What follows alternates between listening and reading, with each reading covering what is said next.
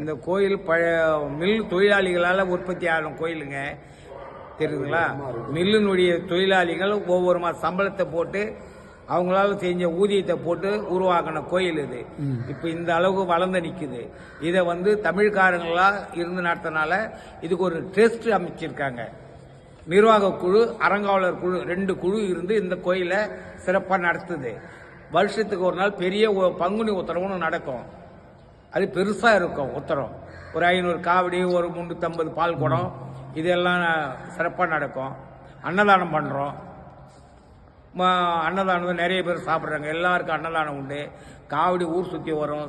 அதே நைட்டு இரவு சாமி ஊரெல்லாம் இருக்குது. பெரிய ஃபங்க்ஷனு இந்த முருகன் கோயிலுக்கு அது ஒன்று.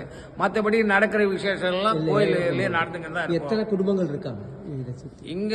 குடும்பங்கள் கிட்டத்தட்ட அப்படியே பார்க்க போனா நிறைய குடும்பங்கள் இருக்கு. 10,000 சொல்லுங்க.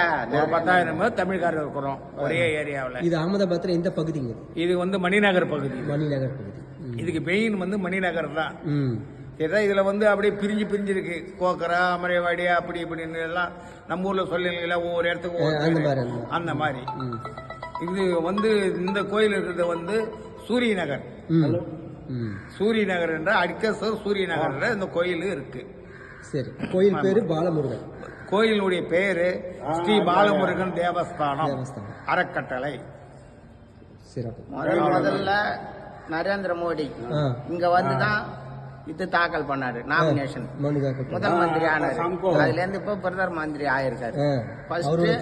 ஃபர்ஸ்ட் இங்க வந்துதான் நாமினேஷன் பண்ணாரு. அவர் தொகுதி தான் இது. ஆமா, மணிநகர் விஸ்தார். பாலமுருகன் சன்னிதானம், குஜராத் மாநிலம், அகமதாபாத், மணிநகர்.